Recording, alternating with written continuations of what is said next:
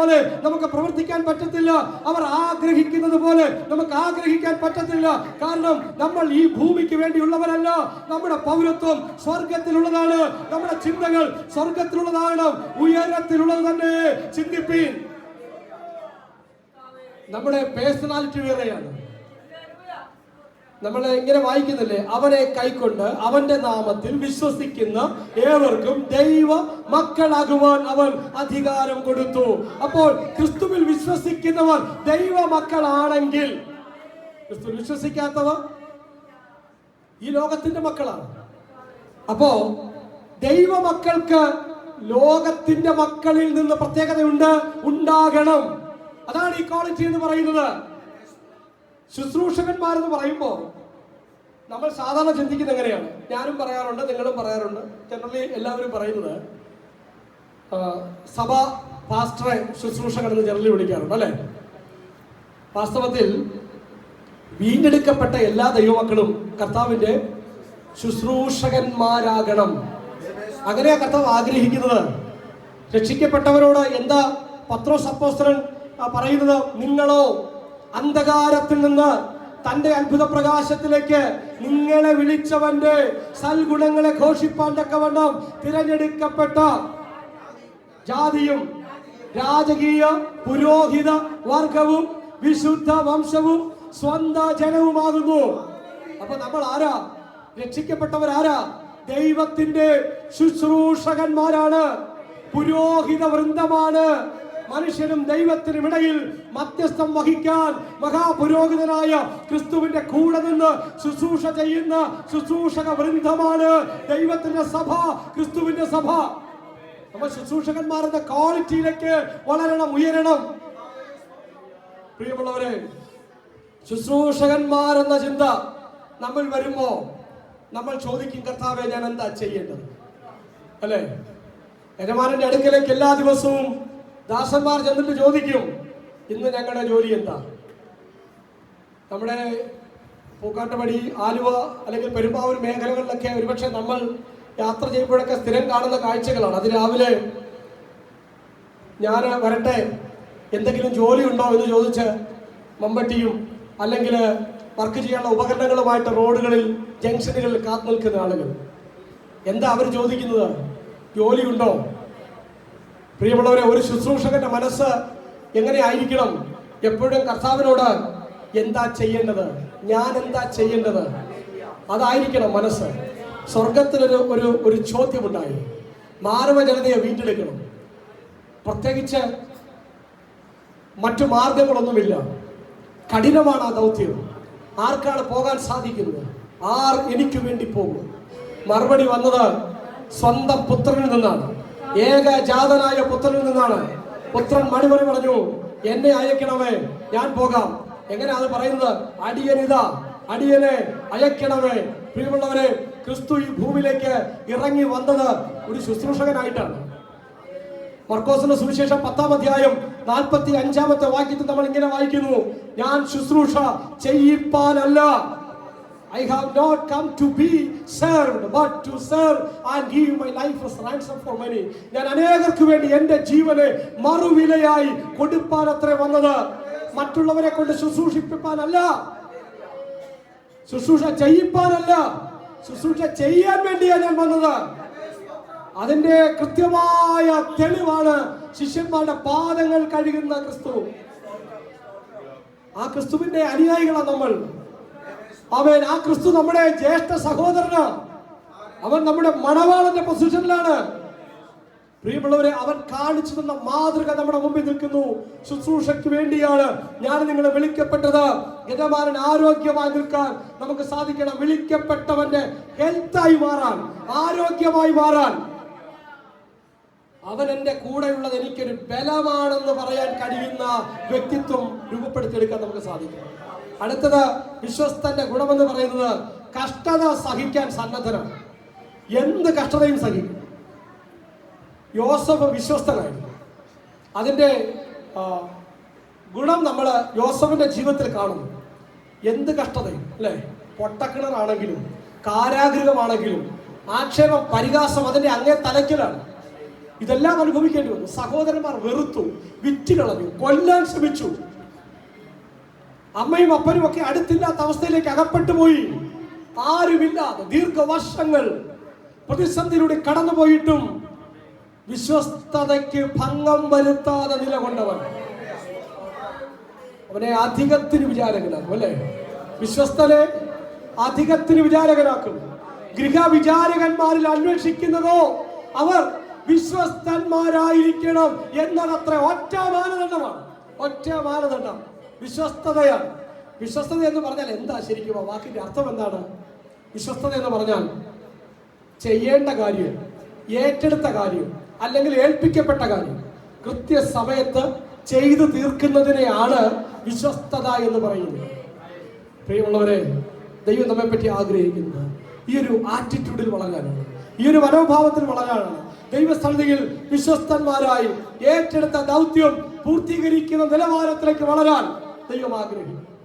മോശ പറഞ്ഞ വാക്കുകൾ, എനിക്ക് അവിടെ എൻ്റെ പേര് ജീവന്റെ പുസ്തകത്തിൽ കളഞ്ഞാലും ഇവരെ അവിടെ എത്തിക്കണം.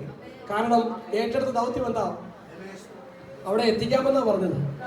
അവിടെ എത്തിക്കാമെന്ന് മോശ പറഞ്ഞു, ഞാൻ പോയില്ലെങ്കിലും എൻ്റെ കർത്താവേ, എൻ്റെ വാക്ക് കേട്ടിറങ്ങി വന്നവരാ, നീ പറഞ്ഞിട്ടാ ഞാൻ ഇവരെ വിളിച്ചിറക്കി കൊണ്ടുവന്നത്. എൻ്റെ പേര് നിത്യതയിൽ പോയാലും ഇവരെ അവിടെ എത്തിക്കണം. പറഞ്ഞ വാക്ക് എനിക്ക് പാലിക്കണം, എത്തിക്കേണ്ടിടത്ത് എത്തിക്കണം, ദൗത്യം പൂർത്തീകരിക്കണം. മോശയ്ക്ക് എത്തിക്കാൻ പറ്റിയില്ല, അല്ലേ? മോശയ്ക്ക് എത്തിക്കാൻ പറ്റിയില്ല. അതുകൊണ്ടാ കർത്താവ് പുതിയ നിയമത്തിൽ നമ്മോടല്ല ചെയ്തിരിക്കുന്നത്. വിശ്വാസത്തിന്റെ നായകനും പൂർത്തി വരുത്തുന്നവരുമായ യേശുവിനെ നോക്കുക. അവൻ അവിടെ എത്തിക്കാമെന്ന് പറഞ്ഞെങ്കിൽ എത്തിച്ചിരിക്കും, എത്തിച്ചിരിക്കും. അല്ലെ, ഞാൻ ഇരിക്കുന്നിടത്ത് നിങ്ങളും ഇരിക്കേണ്ടതിന് പിന്നെയും വന്ന് നിങ്ങളെ എന്റെ അടുക്കൽ ചേർത്തുകൊള്ളും. ഇവിടെ ഇതാ മോശയേക്കാൾ വലിയവൻ, ഇവിടെ ഇതാ അഹരോനേക്കാൾ വലിയവൻ, ഇവിടെ ഇതാ ദേവാലയത്തെക്കാൾ വലിയവൻ, ഇവിടെ ഇതാ സ്വർഗത്തെക്കാൾ വലിയവൻ, ശലോമോനേക്കാൾ വലിയവൻ. ആ ക്രിസ്തു നമുക്ക് വാഗ്ദത്തം തന്നു. വിശ്വസ്തന്റെ ഏറ്റവും നല്ല മാതൃക കർത്താവ് കാണിച്ചു തന്നു. ആ ജീവിതമാ ജീവിക്കേണ്ടത്. സഹിച്ചാൽ കൂടെ വാഴും, അല്ലെ? സഹിച്ചാൽ കൂടെ വാഴും. വിശ്വസ്തന്മാരാകാൻ കർത്താവ് നമ്മെ വിളിക്കുകയാണ്. അപ്പോ ശുശ്രൂഷകന്മാരെന്ന് പറയുന്നവർ അടിമകളുടെ നിലവാരത്തിലേക്ക് താണിറങ്ങി ശുശ്രൂഷിക്കുന്നവരാണ്. അപ്പോൾ തന്നെ അവർ ഗൃഹവിചാരകന്റെ നിലവാരത്തിൽ കണക്ക് പറയുന്നവരാണ്, കണക്ക് പറയാൻ ബാധ്യസ്ഥരാണ്. ആ പദവിയിലേക്ക് അവരെ കൊണ്ടുവരുന്നത് വിശ്വസ്തത എന്ന ഗുണം നോക്കിയിട്ടാണ്. ഇത് പഴയ നിയമത്തിലെ കാര്യമാണ്. പുതിയ നിയമത്തിനെ പറ്റി നമ്മൾ പറയുന്നു, അവൻ നമ്മെ വിശ്വസ്തന്മാരെന്നെണ്ണി എന്നാ വായിക്കുന്നു. വിശ്വസ്തന്മാരെന്നെണ്ണി ശുശ്രൂഷ പരമേൽപ്പിച്ചിരിക്കുന്നതാണ് എന്ന് പറഞ്ഞാൽ, വിശ്വസ്തത തെളിയിച്ചിട്ടല്ല, വിശ്വസ്തന്മാരെന്ന് ദൈവം നമ്മെ കൺസിഡർ ചെയ്തു, നമ്മെ പരിഗണിച്ചു. അങ്ങനെയെങ്കിൽ ആ കൃപയുടെ കീഴിൽ ഒരിക്കലും ഈ പദവിയിൽ വരാൻ നമുക്ക് സാധ്യമായിരുന്നില്ല, കഴിയുമായിരുന്നില്ല. ദൈവം പരിഗണിച്ചില്ലായിരുന്നുവെങ്കിൽ കൃപ കൊണ്ട് കർത്താവ് നമ്മെ കർത്താവിനോട് ചേർത്ത് വെച്ചു. ആ പദവിയിലേക്ക് ദൈവം നമ്മെ കൊണ്ടുവന്നു. ഇനി ഇത് നമ്മുടെ ജീവിതം കൊണ്ട് കാണിക്കാൻ നമ്മൾ ബാധ്യസ്ഥരാണ്. പ്രവൃത്തി കൊണ്ടല്ല നീതീകരിക്കപ്പെട്ടത്, അല്ലെ? വിശ്വാസം മാത്രമാണ്. പക്ഷെ യാക്കോബ് അപ്പോസ്തലൻ പറയുന്നു, നിങ്ങൾ പ്രവൃത്തി കൊണ്ടല്ല രക്ഷിക്കപ്പെട്ടത് ശരിയാണ്, വിശ്വാസമെന്ന ഒറ്റ മാനദണ്ഡത്തിനകത്തേക്ക് വന്നത്. പക്ഷേ ഇപ്പോൾ നിങ്ങൾ ക്രിസ്തയേശുവിൽ സൃഷ്ടിക്കപ്പെട്ടിരിക്കുന്നത് എന്തിനു വേണ്ടിയാണ്? സൽപ്രവർത്തികൾക്കായിട്ടാണ്. സൽപ്രവർത്തികൾക്കായി ക്രിസ്തയേശുവിൽ സൃഷ്ടിക്കപ്പെട്ടിരിക്കുന്നു. ഇന്നലകളിൽ ആ പ്രവൃത്തി ദൈവം മാനദണ്ഡമാക്കിയില്ല. കാരണം പ്രവൃത്തി കൊണ്ട് നീതീകരിക്കപ്പെടാൻ പറ്റത്തില്ല. വിശ്വാസം കൊണ്ട് കൃപയാൽ ദൈവം നമ്മെ നീതീകരിച്ചിട്ട് ഇന്ന് പ്രവൃത്തികൾ ചെയ്യാൻ നമ്മെ ആക്കി വെച്ചിരിക്കുകയാണ്. അപ്പോൾ ഉത്തരവാദിത്ത ബോധം വർദ്ധിക്കുകയാണ്. ഗൃഹവിചാരകന്മാരെന്ന പദവിയിലേക്ക് ശുശ്രൂഷകരിൽ നിന്ന് ഒരാൾ അടുത്ത തലത്തിലേക്ക് ഉയരുന്നത് പഴയ നിയമത്തിൽ വിശ്വസ്തനെന്ന് തെളിയിച്ച ശേഷമാണെങ്കിൽ, പുതിയ നിയമത്തിൽ വിശ്വസ്തന്മാരെന്ന് എണ്ണി കണക്കാക്കി ദൈവം കൃപയാൽ ഉത്തരവാദിത്വം ഏൽപ്പിച്ചിരിക്കുകയാണ്. അതുകൊണ്ട് എത്രമേൽ ഭാരത്തോടെ, എത്രമേൽ ഉത്തരവാദിത്വത്തോടെ, എത്രമേൽ നന്ദിയോടെ നമുക്ക് കർത്താവിനെ ശുശ്രൂഷ ചെയ്യാൻ കഴിയണമെന്നുള്ളതാണ്. താഴേക്ക് വായിക്കാം, 3-ാമത്തെ വാക്യം. ഭിക്ഷ കഴിക്കുന്ന വല്ല വിസ്താരത്തിലോ എന്നെ വിധിക്കുന്നത് എനിക്ക് എത്രയും ലഘുകാര്യം. ഞാൻ എന്നെ തന്നെ വിധിക്കുന്നതുമില്ല. എനിക്ക് യാതൊരു കുറ്റത്തെക്കുറിച്ചും ബോധമില്ലെങ്കിലും അതിനാൽ ഞാൻ നീതിമാനെന്ന് വരികയില്ല. എന്നെ വിധിക്കുന്നത് കർത്താവാകുന്നു. ആകയാൽ കർത്താവ് വരുവോളം സമയത്തിനു മുമ്പേ ഒന്നും വിധിക്കരുത്. അവർ ഇരുട്ടിൽ മറഞ്ഞിരിക്കുന്നത് വെളിച്ചത്താക്കി ഹൃദയങ്ങളുടെ ആലോചനകളെ വെളിപ്പെടുത്തും. അന്ന് ഓരോരുത്തരും ദൈവത്തിങ്കൽ നിന്ന് പുകഴ്ചയുണ്ടാകും. ശുശ്രൂഷകൾ ഒരുപാട് വിമർശനങ്ങൾ നേരിട്ടിട്ടുണ്ട്. ഞാൻ പറഞ്ഞല്ലോ, കൊരിന്ത്യ സഭയിൽ വിഭാഗീയതയുണ്ടായിരുന്നു. ആ വിഭാഗീയത പൈശാചികമായി സഭയ്ക്കകത്തേക്ക് പ്രവേശിച്ചതാണ്. അതിനെ പൂർണ്ണമായി ഉന്മൂലനം ചെയ്യണമെന്ന് പറഞ്ഞുകൊണ്ട് പ്രബോധിപ്പിക്കുന്ന അപ്പോസ്തലൻ കൃത്യമായി കഴിഞ്ഞ അധ്യായങ്ങളിൽ നമ്മൾ ചിന്തിച്ചു. അപ്പല്ലോസാര, പൗലോസാര, കേഫാവാര ഇവരൊക്കെ ദൈവത്തിന്റെ കൂലിക്കാരും ശുശ്രൂഷകന്മാരും മാത്രമാണ്. ഇവരെ തമ്മിൽ താരതമ്യം ചെയ്യരുത് എന്ന് പറഞ്ഞിട്ട് 4-ാം അധ്യായത്തിൽ പറയുന്നു, നിങ്ങൾ ഇപ്പോൾ വിധി പ്രസ്താവിക്കരുത്. വിധി പ്രസ്താവം അരുത്. ഇന്നയാള് കൊള്ളാം, മറ്റേയാൾ അത്ര പോരാ എന്ന് ചിന്തിക്കരുത്. നിങ്ങൾക്കറിയത്തില്ല, ദൈവം വിശ്വസ്തതയ്ക്ക് മാർക്കിടുന്നവനാണ്. നിങ്ങൾക്കറിയില്ല, പ്രകടനങ്ങൾ കൊണ്ട് മാർക്കിടുന്നവനല്ല ദൈവം. അവൻ വിശ്വസ്തതയ്ക്ക് മാർക്കിടുന്നവനാണ്. നമുക്കറിയാം, ഈ ചില സ്ഥാപനങ്ങളിലൊക്കെ കഴിഞ്ഞ ദിവസം ഞാൻ ഫേസ്ബുക്കിൽ ഈ ഒരു കുറിപ്പ് ഇങ്ങനെ കുറിച്ചിരുന്നു. സ്ഥാപനങ്ങളിലൊക്കെ ഒത്തിരി കഷ്ടപ്പെടുന്നവരുണ്ട്. എന്താണ്, രാത്രി പകലാക്കി പ്രവർത്തിക്കുന്നവരുണ്ട്.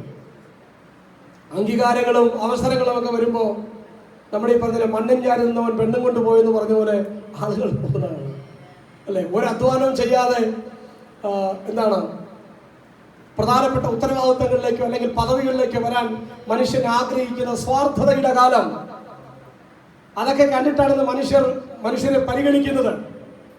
പുറത്തു നിന്നുള്ള വാചകമണി കേട്ട്, വർത്തമാനം കേട്ട് ഞാൻ ഇന്ന കാര്യങ്ങളൊക്കെ ചെയ്തു എന്നൊക്കെ പറയുന്നത് കേട്ടിട്ടാണ് പലപ്പോഴും പരിഗണനകൾ ലഭിക്കുന്നത്. വാക്സാമർത്ഥ്യത്തിലാണ്. ദൈവം അങ്ങനെയല്ല ഒരാളെ പരിഗണിക്കുന്നത്. ദൈവം മനുഷ്യന്റെ വിശ്വസ്തതയാണ് വിലയിടുന്നത്. അതുകൊണ്ടാണ് ഈ വിതയ്ക്കുന്നവൻ വേറെ, നനയ്ക്കുന്നവൻ വേറെ, കൊയ്യുന്നവൻ വേറെ എന്ന് ദൈവം വ്യവസ്ഥ വെക്കാൻ കാരണം.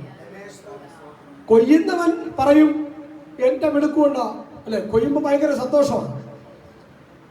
എന്റെ മിടുക്കുണ്ടാന്നൊക്കെ പറയും, ആൾക്കാരൊക്കെ വിളിച്ച് കാണിക്കും, എല്ലാ കാര്യങ്ങളും ചെയ്യും. പക്ഷേ അത് അവിടം വരെ എത്തിക്കാൻ അധ്വാനിച്ച മറ്റ് വേലക്കാരുണ്ട്. വിതയ്ക്കാൻ വേണ്ടി കാടുപോലെ കിടന്ന ആ മേഖലയിൽ വിതയ്ക്കാൻ പോയ ആളുകളുണ്ട്. പള്ളിക്കര സഭയുടെ ആദ്യകാലത്തെ പ്രവർത്തനങ്ങളിലേക്ക് നിങ്ങളുടെ മനസ്സ് ഒന്ന് പുറകിലേക്ക് കൊണ്ടുപോയാൽ മതി അല്ലെ. ഒന്നുമില്ലാതിരുന്ന സമയത്ത് പ്രവർത്തിക്കാൻ വേണ്ടി ദൈവം ഉപയോഗിച്ച ദൈവദാസന്മാരുണ്ട്.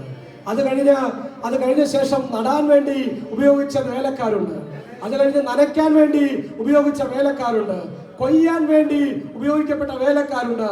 ആർക്കും പ്രശംസിക്കാൻ കഴിയില്ല. കാരണം ദൈവം ഓരോരുത്തരെ അതതിടങ്ങളിൽ വെച്ചു. വിതയ്ക്കുന്ന ആള് പറയാന്ന് വിചാരിക്കുക, കർത്താവേ ഞാനല്ലേ വിതച്ചത്, ഞാൻ കൊയ്തിട്ട് പോകാം, ഒരു കൊയ്ത്ത് കഴിഞ്ഞിട്ട് പോകാം. കർത്താവ് പറഞ്ഞ അല്ല, വിതച്ചത് മതി. ദൈവം വിശ്വസ്തതയ്ക്ക് മാർക്കിടുന്നവനാ. നന്നായിട്ട് വിതച്ചാൽ മതി, അത്രയും മതി. കൊയ്യുന്നിടം വരെ നിൽക്കണ്ട. കൊയ്ത്ത് കണ്ടിട്ട് അവാർഡ് കൊടുക്കുന്നത് ഈ ലോകമാണ്. കൊയ്ത്ത് കണ്ടിട്ട് പ്രകടനം കണ്ടിട്ട് വിലയിടുന്നത് ഈ ലോകമാണ്. ദൈവത്തിന് ആവശ്യമില്ല. വിതയ്ക്കാൻ പറഞ്ഞാൽ വിതച്ചാൽ മതി. ദൈവം അത് അവിടെ കണക്കിട്ടിട്ടുണ്ട്. ഏൽപ്പിച്ചത് ചെയ്താൽ മതി. കൊയ്യുന്നവനെ കണ്ട് അസൂയപ്പെടുകയും വേണ്ട. അവനും ദൈവം അളവിട്ടതേ കൊടുക്കത്തുള്ളൂ. എല്ലാവരും ഒരുപോലെ.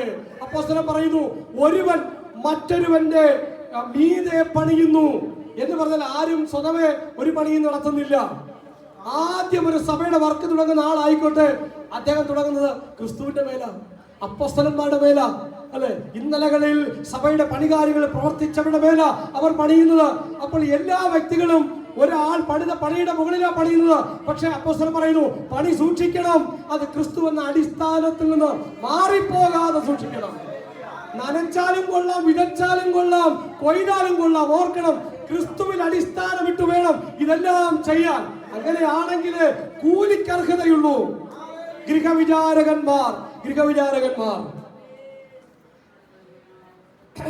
നമ്മെ കർത്താവ് ഏൽപ്പിച്ചിരിക്കുന്ന ദൗത്യം, ഉത്തരവാദിത്വം എത്ര വലുതാണ്. ഇവിടെ നോക്കുക, പൗലോസ് അപ്പോസ്തലൻ വിമർശനം നേരിടുകയാണ്, തന്റെ ശുശ്രൂഷയെ വിലയിടുകയാണ്. സംസാരിക്കാനൊന്നും അത്ര കഴിവുള്ളവനായിരുന്നില്ല എന്ന് പൗലോസിന്റെ വാക്കുകൾ കേൾക്കുമ്പോൾ നമുക്ക് തോന്നും. പക്ഷേ പൗലോസ് അപ്പോസ്തലൻ പറയുന്നു, നിങ്ങൾ വിധിക്കരുത്. യാതൊരു കുറ്റത്തെക്കുറിച്ച് ബോധമില്ലെങ്കിലും അതിനാൽ ഞാൻ നീതിമാനെന്ന് വരികയില്ല. എനിക്ക് കുറ്റവും കുറവുകളൊക്കെ ഉണ്ടാകാം. എനിക്ക് നീതിമാനെന്ന് എൻ്റെ മനസാക്ഷിക്ക് തോന്നിയാലും കുറ്റവും കുറവുണ്ട്. കാരണം ദൈവമാണ് അളക്കുന്നത്. എനിക്ക് തോന്നിയത് കൊണ്ടായില്ല, ദൈവമാണ് അളക്കുന്നത്. പക്ഷേ ദൈവത്തിന്റെ അളവ് എന്നെ വിധിക്കുന്നത് കർത്താവാകുന്നു. ആകയാൽ കർത്താവ് വരുവോളം സമയത്തിന് മുൻപേ ഒന്നും വിധിക്കരുത്. അവൻ ഇരുട്ടിൽ മറഞ്ഞിരിക്കുന്നത് വെളിച്ചത്താക്കി ഹൃദയങ്ങളുടെ ആലോചനകളെ വെളിപ്പെടുത്തുന്നവനാണ്. ഇരുട്ടിലുള്ളത് ആരും പ്രത്യക്ഷത്തിൽ കാണത്തില്ല, അല്ലേ? അപ്പോ വെളിച്ചത്തുള്ളതാ കാണുന്നത്. അത് വെച്ചിട്ടാണ് വിലയിരുത്തലുകൾ നടക്കുന്നത്, അത് വെച്ചിട്ടാണ് വിധി പ്രസ്താവങ്ങൾ നടക്കുന്നത്. അപ്പോസ്തലൻ പറയുന്നു, ശുശ്രൂഷകന്മാരെ വിധിക്കരുത്, പരസ്പരം സഹോദരങ്ങളെ വിധിക്കരുത്. അറിയത്തില്ല നമുക്ക്. നല്ല ഉദാഹരണം പറയാം. ഡിവോഴ്സ് കേസുകളൊക്കെ ഇന്ന് നമ്മൾക്കിടയിലും വർദ്ധിച്ചു വരുന്നുണ്ട്.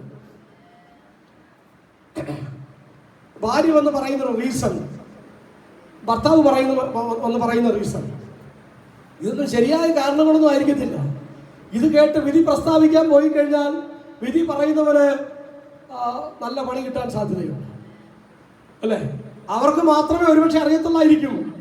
മനുഷ്യന്റെ ആഴങ്ങളെ അറിയുന്നത് ദൈവം മാത്രമാണ്. ഒരു മനുഷ്യൻ ഏത് അവസ്ഥയിൽ അകപ്പെട്ടാലും അതിന്റെ സത്യസന്ധമായി അതിന്റെ ആഴങ്ങളെ അറിയുന്നവൻ, അതിന്റെ നിജസ്ഥിതി അറിയുന്നവൻ ദൈവമാണ്. അതുകൊണ്ട് സമയത്തിന് മുൻപ് വിധിക്കരുതെന്നാണ്. അത് ഏത് കാര്യമാണെങ്കിലും ശരി, നേരിട്ട് കണ്ട ബോധ്യമുള്ള കാര്യമാണെങ്കിൽ നടപടിയെടുക്കാൻ സഭയ്ക്ക് കഴിയണം എന്ന് 5-ാം അധ്യായത്തിൽ കൃത്യമായി പറയുന്നുണ്ട്. എന്നാൽ നമുക്ക് പുറമെ കൃത്യമായും ധാരണയില്ലാത്ത കാര്യങ്ങളുടെ മേൽ വിധി പ്രസ്താവം നടത്തരുത്. മനുഷ്യർ വിധിക്കും, സ്വയമേ വിധിക്കും. ദൈവികമായ വിധിയുണ്ട്. മനുഷ്യരുടെ വിധിക്ക് നിന്ന് കൊടുക്കരുത്. സ്വയമേ നമ്മൾ ഒന്നിനെയും വിധിക്കരുത്. ദൈവത്തിന്റെ വിധിക്ക് വേണ്ടി കാത്തിരിക്കണമെന്ന് അപ്പോസ്തലൻ ബുദ്ധി ഉപദേശിക്കുകയാണ്. അടുത്ത ശുശ്രൂഷകന്മാരെ പറ്റി താന് അടുത്ത ഭാഗം പറഞ്ഞ വാക്കുകൾ ഉപസംഹരിക്കുകയാണ്. 13-ാമത്തെ വാക്യമായി,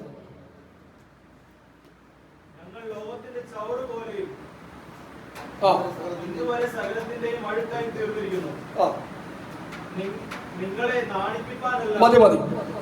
ഞങ്ങൾ ലോകത്തിന്റെ ചവറു പോലെയും ഇന്നുവരെയും സകലത്തിന്റെയും അഴുക്കായും തീർന്നിരിക്കുന്നു.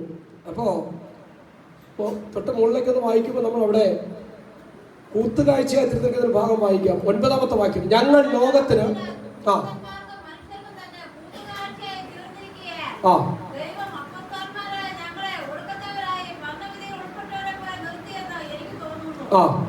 അടുത്തത്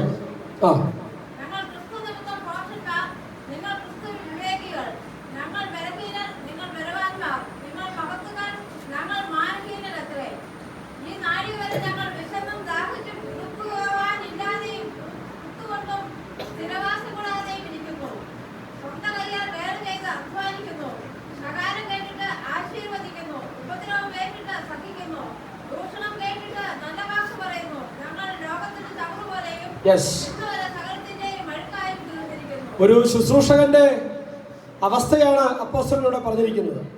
കൂത്തുകാഴ്ചയായി തീർന്നിരിക്കും. കൂത്തുകാഴ്ച. റോമിലെ കൊളോസ്യത്തെ പറ്റി നിങ്ങൾ കേട്ടിട്ടുണ്ടാകും. അവിടെ മനുഷ്യർ തമ്മിൽ മൽപ്പിടുത്തം നടത്തും. അവിടെ മൃഗങ്ങളെ മനുഷ്യരുമായി മൽപ്പിടുത്തം നടത്തിക്കുന്ന പരിപാടികളൊക്കെ ഉണ്ട്. ജയിൽ പുള്ളികളെ, ദരിദ്രരായ ആളുകളെ, അടിമകളായ ആളുകളെ ഈ കൊളോസ്യത്തിൽ കൊണ്ടുവന്ന് പട്ടിണി കിടക്കുന്ന ക്രൂര മൃഗങ്ങളുമായി മൽപ്പിടുത്തം നടത്തി.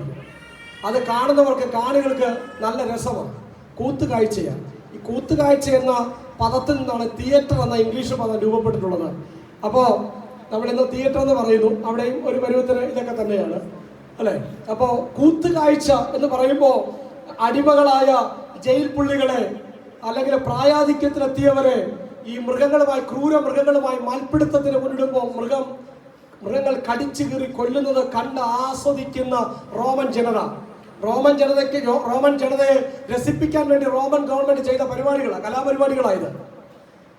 പൗലോസ് അപ്പോസ്തലൻ പറഞ്ഞു, ഇതുപോലെ ഞങ്ങൾ കടിച്ചു കീറപ്പെടുമ്പോൾ, ഞങ്ങൾ നിന്ദിക്കപ്പെടുമ്പോൾ, പരിഹസിക്കപ്പെടുമ്പോൾ, ചവറ് പോലെ, മാലിന്യങ്ങളെ പോലെ ഞങ്ങൾ പൊതുസമൂഹത്തിൽ ഈ നിലകളിൽ അവഹേളിക്കപ്പെടുമ്പോൾ, കണ്ടോ വായിച്ചതാവട്ടെ, ഞങ്ങളെ ഒടുക്കത്തവരായി മരണവിധിയിൽ ഉൾപ്പെട്ടവരെ പോലെ നിർത്തി എന്ന് എനിക്ക് തോന്നുന്നു. ദൈവമക്കളോട് പറയുകയാണ്, നിങ്ങൾ എന്താണ് ഒരുത്തൻ അനുകൂലമായും മറ്റൊരുവന് പ്രതികൂലമായും ചീർത്തു പോകാതിരിക്കേണ്ടതിന് തന്നെ. 6-ാമത്തെ വാക്യം, സഹോദരന്മാരെ, ഇത് ഞാൻ നിങ്ങൾ നിമിത്തം എന്നെയും അപ്പല്ലോസിനെയും ഉദ്ദേശിച്ച് പറഞ്ഞിരിക്കുന്നത് എഴുതിയിരിക്കുന്നതിനപ്പുറം ഭാവിക്കാതിരിപ്പാൻ ഞങ്ങളുടെ ദൃഷ്ടാന്തം കണ്ടു പഠിക്കേണ്ടതിനും ആരും ഒരുത്തൻ അനുകൂലമായും മറ്റൊരു പ്രതികൂലമായും ചീർത്തു പോകാതിരിക്കേണ്ടതിനും തന്നെ. എന്റെയും അപ്പല്ലോസിന്റെയും കാര്യത്തിൽ എന്റെ വശത്ത് കുറച്ചുപേരും അപ്പല്ലോസിന്റെ ഭാഗത്ത് കുറച്ചുപേര് നിന്നിട്ട് അവിടെ നിൽക്കുന്നവർ എന്നെയും കുറ്റം പറഞ്ഞു, ഇവിടെ നിൽക്കുന്നവർ അപ്പല്ലോസിനെ കുറ്റം പറഞ്ഞ നിലയിൽ നിങ്ങൾ അങ്ങോട്ടും ഇങ്ങോട്ടും പറഞ്ഞ് ചീർത്തു പോകരുത്. ശുശ്രൂഷകന്മാരെ തമ്മിൽ ഇങ്ങനെ എന്താണ് വേർതിരിക്കരുത്, വേർതിരിച്ച് കാണരുത്. നിങ്ങൾ എന്തിനാണ് വിശേഷിപ്പിക്കുന്നത്? ലഭിച്ചതല്ലാതെ നിനക്ക് എന്തുള്ളൂ, ലഭിച്ചതെങ്കിലോ ലഭിച്ചതല്ല എന്ന പോലെ പ്രശംസിക്കുന്നത് എന്ത് എന്ന് ചോദിച്ചുകൊണ്ട് ആ സഭയുടെ ഫൗണ്ടറാണല്ലേ പൗലോസ്. അതുകൊണ്ടാണ് ഇങ്ങനെ താൻ സഭയോട് സംസാരിക്കുന്നത്. ഫൗണ്ടർ എന്നുള്ള അധികാരത്തോടു കൂടിയാണ് താൻ ഈ കാര്യങ്ങൾ പറയുന്നത്. ശുശ്രൂഷകന്മാരുടെ ഉത്തരവാദിത്തങ്ങൾ പറഞ്ഞ് താൻ താഴേക്ക് വരികയാണ്. എന്താണ് 15-ാമത്തെ വാക്യം, ഈ നാഴിക വരെ ഞങ്ങൾ വിശന്നും ദാഹിച്ചും ഉടുപ്പാലില്ലാതെയും കുത്തുകൊണ്ടും സ്ഥിരവാസം കൂടാതെയും ഇരിക്കുന്നു. ശകാരം കേട്ടിട്ട് ആശീർവദിക്കുന്നു, ഉപദ്രവം ഏറ്റിട്ട് സഹിക്കുന്നു, ദൂഷണം കേട്ടിട്ട് നല്ല വാക്ക് പറയുന്നു. ഞങ്ങൾ ലോകത്തിന്റെ ചവറ് പോലെയും ഇന്നുവരെയും സകലത്തിന്റെയും അഴുക്കായും തീർന്നിരിക്കുന്നു. ഞങ്ങൾക്ക് ഞങ്ങളുടെ അവസ്ഥ ഉപദ്രവം കേട്ടിട്ട് എന്ത് ചെയ്യണം? നല്ല വാക്ക് പറയണം, ആശീർവദിക്കണം. പിന്നെന്താണ്? ശകാരം കേട്ടിട്ട് ആശീർവദിക്കണം, പിന്നെ ഉപദ്രവം കേട്ടിട്ട് സഹിക്കണം, ദൂഷണം കേട്ടിട്ട് നല്ല വാക്ക് പറയണം. ഇങ്ങോട്ട് ചീത്ത പറഞ്ഞാലും അങ്ങോട്ട് ദൈവം അനുഗ്രഹിക്കട്ടെ എന്ന് പറയണം. അങ്ങനെ പറയാൻ വേണ്ടി ഞങ്ങൾ വിധിക്കപ്പെട്ടിരിക്കുന്നു. നിങ്ങൾ ഞങ്ങളെ ഇന്ന് വിധിക്കരുത്. ഇരുളിൽ പലതും മറഞ്ഞിരിക്കുന്നു, നാളെ എല്ലാം വെളിച്ചത്താകുന്ന ദിവസമുണ്ട്. അപ്പൊ ശുശ്രൂഷകന്മാരെ ആ നിലയിൽ ഗ്രഹിക്കണമെന്നുകൊണ്ട് പറഞ്ഞുകൊണ്ട് പറയുകയാണ്, സകലത്തിന്റെയും ചവറായി അഴുക്കായി തീർന്നിരിക്കുന്ന ശുശ്രൂഷകന്മാർ. ഇത് ശുശ്രൂഷകന്മാരുടെ മറ്റൊരവസ്ഥയാണ്. എന്താണ്? അടിമകളുടെ നിലവാരത്തിലേക്ക് അവർ താണിറങ്ങിയവരാണ്. ഗൃഹവിചാരകന്മാരുടെ കണക്ക് ബോധിപ്പിക്കേണ്ടവരാണ്. 3 ഇപ്പൊ പറഞ്ഞത് സകലത്തിന്റെയും അഴുക്കായും ചവറായും കൂത്തുകാഴ്ചയായി ദൈവം നിർത്തിയിരിക്കുന്നു. എന്തിനാ അങ്ങനെ നിർത്തിയത്? എന്തിനാ കൂത്തുകാഴ്ചയാക്കിയത് ദൈവം ശുശ്രൂഷകന്മാരെ? നമ്മളിപ്പോ ഏതെങ്കിലും ഒരു വീട്ടിൽ ചെന്നാല്, ഞാൻ മുമ്പ് ഒരു ഉദാഹരണം പറഞ്ഞിട്ടില്ലേ, സുവിശേഷത്തിലേക്ക് ഇറങ്ങിയ സമയത്ത്, അപ്പോ പറയാമോ എന്ന് എനിക്കറിയത്തില്ല, എഴുന്നേക്കിനിട പട്ടികളെ എന്ന നിലയിൽ അദ്ദേഹം പറഞ്ഞപ്പോ പെട്ടെന്ന് വല്ലാത്തൊരു പ്രയാസം തോന്നി. 2-3 ദിവസം ആ പ്രയാസം ഇങ്ങനെ നിന്നു. കാരണം ബൈബിൾ സ്കൂളിൽ പഠിക്കുന്ന സുഹൃത്തുക്കളുമായി സഹോദരങ്ങളുമായിട്ട് പോയതാണ്. അപ്പോൾ അങ്ങനെ കേട്ടപ്പോൾ പെട്ടെന്നൊരു വല്ലാത്തൊരു പ്രയാസം. കാരണം ക്ലാസ്സിൽ സാറേ എന്ന് വിളിച്ച് ബഹുമാനിക്കുന്ന കുട്ടികളോടൊപ്പം ചെന്നപ്പോൾ ഇങ്ങനെ കേട്ടപ്പോൾ അതിലും കൂടുതൽ അദ്ദേഹം പറയാൻ പറ്റത്തില്ല എന്ന് പറയുന്നില്ല.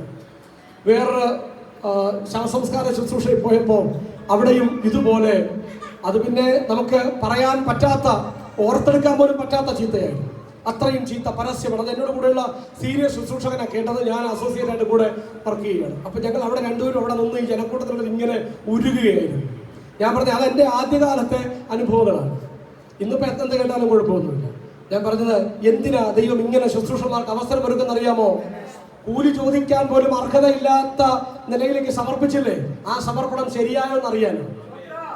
ആ സമർപ്പണം ശരിയായോ എന്നറിയാൻ ആ കൂത്തുകാഴ്ചയായിട്ട് കൊണ്ട് നിർത്തുന്നത് അഴുക്കായും മാലിന്യമായും പരിഹസിക്കപ്പെടാനും ഒക്കെ നിന്ദിക്കപ്പെടാനും ഒക്കെ കൊണ്ടു നിർത്തുമ്പോൾ അനുഗ്രഹിച്ചിട്ട് പോകാൻ കഴിയുന്നോ എന്നറിയാൻ അതൊരു പരീക്ഷണമാണ്. ഇന്ന് പറയുന്നത്, ഇന്ന് നമ്മൾ കേൾക്കുന്നത് ശുശ്രൂഷകന്മാരെ പറ്റി ഇന്ന് മാത്രമേ കേൾക്കത്തുള്ളൂ. ഇനി ബാക്കി നമ്മളെ പറ്റിയാണ് കേൾക്കാൻ പോകുന്നത്. അവസാന ഭാഗത്ത് അപ്പോസ്തലൻ പറഞ്ഞ ഭാഗം പറഞ്ഞു നിർത്താം. 14-ാമത്തെ വാക്യം, നിങ്ങളെ നാണിപ്പിപ്പാനല്ല. യെസ്,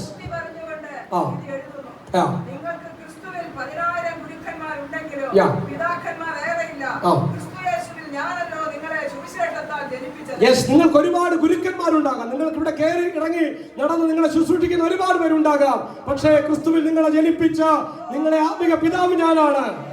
10,000 ഗുരുക്കന്മാർ നിങ്ങൾക്കുണ്ടാകാം എന്ന് പറഞ്ഞുകൊണ്ട് അപ്പോസ്തലൻ പറയുന്നു, ഞാൻ ലോകത്തിന്റെ ചവറ, അഴുക്ക, മാലിന്യമാ, പക്ഷെ ഞാൻ നിങ്ങളുടെ പിതാവും കൂടിയാണ്, നിങ്ങളുടെ പിതൃസ്ഥാനീയനാണ്. ഞാൻ ദൈവത്തിന് കണക്ക് പറയേണ്ട ഗൃഹവിചാരകനാണ്, കൂലി ചോദിക്കാൻ പോലും അർഹതയില്ലാത്തവനാണ്. പക്ഷെ നിങ്ങളുടെ പിതൃസ്ഥാനീയനായിട്ടും കൂടി ദൈവം എന്നെ ആക്കി വച്ചിരിക്കുന്നു. ആ ഉത്തരവാദിത്വ ബോധം എനിക്കുണ്ട്. പ്രായമായ പെൺകുട്ടികളുള്ള ഭവനത്തിൽ വഴിപോക്കരെ കയറി ഇറങ്ങാൻ പിതാവ് അനുവദിക്കുന്നില്ല. അത് പിതാവിന്റെ ഉത്തരവാദിത്വ ബോധമാണ്, മക്കളെ പറ്റിയുള്ള ഉത്തരവാദിത്വ ബോധമാണ്, അല്ലേ? അപ്പോ പെൺമക്കള് പിതാക്കന്മാരെ ഹീറോ ആയിട്ട് കാണുന്നത് അതുകൊണ്ടും കൂടിയാണ്. ഒരുപക്ഷെ ഇങ്ങനെ കേട്ടിട്ടുണ്ട്, നല്ല പിതാക്കന്മാരെയാണ് നമ്മുടെ ഭർത്താക്കന്മാരിൽ പെൺമക്കൾ കാണുന്നതെന്ന് കേട്ടിട്ടുണ്ട്. അതൊരു സത്യമാണ്. പ്രിയമുള്ളവരെ, ദൈവസഭയിൽ പൗലോസ് അപ്പോസ്തലൻ പറയുന്നു, എന്നെ സഭയുടെ പിതൃസ്ഥാനീയനാക്കി കൂടി ദൈവം നിയമിച്ചിരിക്കുന്നു. വിശ്വാസികൾ പ്രിയ മക്കളാണ്. നിങ്ങൾക്ക് ഗുരുക്കന്മാർ അധികമുണ്ടാകാം, ഞാൻ നിങ്ങളുടെ പിതൃസ്ഥാനം, നിങ്ങൾ എൻ്റെ മക്കളാണ്. അവസാന വാക്യം വായിക്കാമോ? 4-ന്റെ അവസാനം. നിങ്ങൾക്ക് ഏത് വേണം? ഞാൻ വടിയോടുകൂടെയോ സ്നേഹത്തിനും സൗമ്യതാത്മാവിലൂടെയോ നിങ്ങളുടെ അടുക്കൽ വരേണ്ടത്? യെസ്, ഞാൻ വടിയോടുകൂടെ നിങ്ങളുടെ അടുക്കൽ വരണമോ? ഏത് അവകാശത്തിലാണ് ചോദിക്കുന്നത്? പിതാവ് എന്നുള്ള അർത്ഥത്തിലാണ്. ആമേൻ. നമ്മുടെ തലകളിൽ ഒരു ദിവസത്തേക്ക് മടക്കാം. ഹല്ലേലൂയ. ഞങ്ങളെ ക്രിസ്തുവിന്റെ ശുശ്രൂഷകന്മാരും ദൈവമർമ്മങ്ങളുടെ ഗൃഹവിചാരകന്മാരുമെന്ന് ഓരോരുത്തർ എണ്ണിക്കൊള്ളട്ടെ. ഒരു ക്രിസ്തീയ ശുശ്രൂഷകൻ